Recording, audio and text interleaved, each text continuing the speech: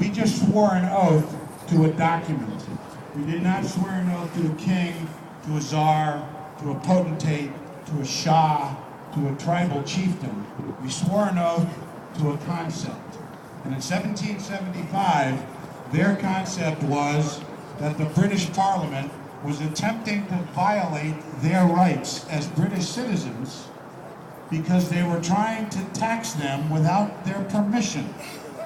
And the way we give permission to be taxed is by electing people to office who are then empowered to pass those taxes.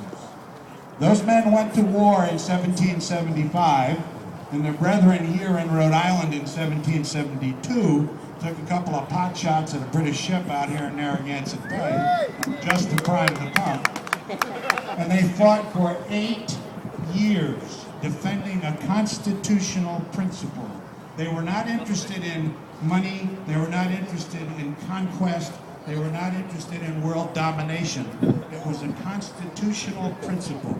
And the Parliament was being as tyrannical then as Barack Hussein Obama and the United States Congress would like to be today, along with all of their henchmen up here in the Statehouse. Somebody said something a little while ago about no trash cans because we needed someplace to put the trash. And the thought occurred to me that the trash isn't working today. Keep in mind that the Second Amendment, as you all know, says a well-regulated militia being necessary for the security of a free state. The right of the people to keep and bear arms shall not be infringed. Let me translate that for you into 21st century English so you can share it with the liberals who don't understand it. In 1787, when the Constitution passed, and later in the early 1790s when that Bill of Rights was ratified, a well-regulated militia was defined as a body of citizen soldiers trained to the regulation of arms. That's where the regulated part comes from. It's got nothing to do with what Rudy Giuliani would like you to believe, that he's talking about gun regulations. Regulation back then meant the regulation of how to use the firearm. So a well-trained body of citizen soldiers with their own weapons, their own gear, and their own motivation was necessary to the security of a free state. You can take that two ways. Necessary to the state of being free individually, or necessary to a state, a nation, to remain free. And the rest of the phrase, the right of the people to keep and bear arms, in the First Amendment, the term people is used to mean every individual in the country. Those who would argue that this is only a collective right for forming the National Guard don't know what they're talking about.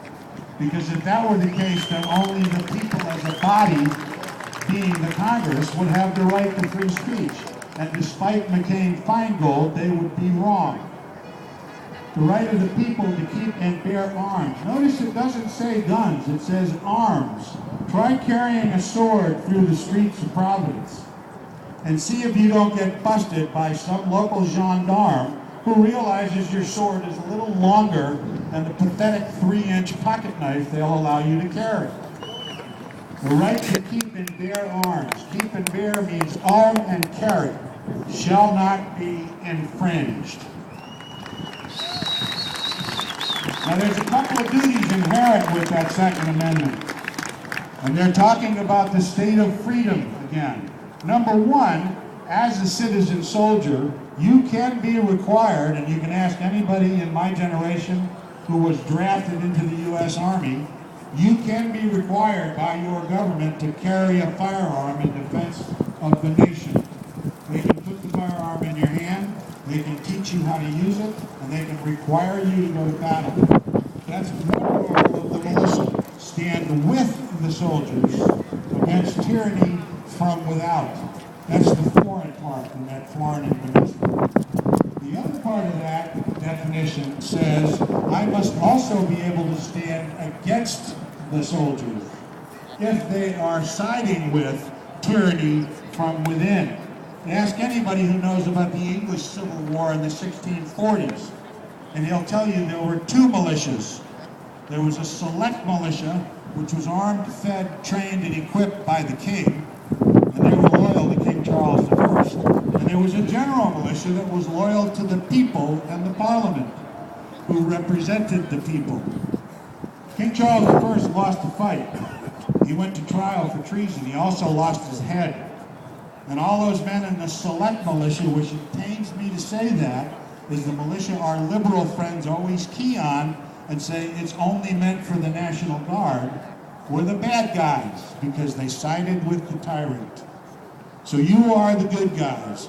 Your weapons are supposed to stand with the soldiers to defend them when they're in the right and your country, or against the soldiers when they're trying to violate their oath that you just took.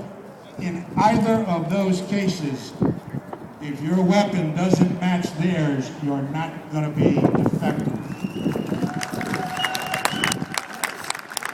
I'm standing here dressed as a soldier who in 1775 was armed exactly the same way the King's troops were armed. And by God, King Barack I is going to let me keep my weapon, because I'll be damned if I'll turn in my AR-15 while I'm still alive. Thank you very much for your attention. God bless the real America.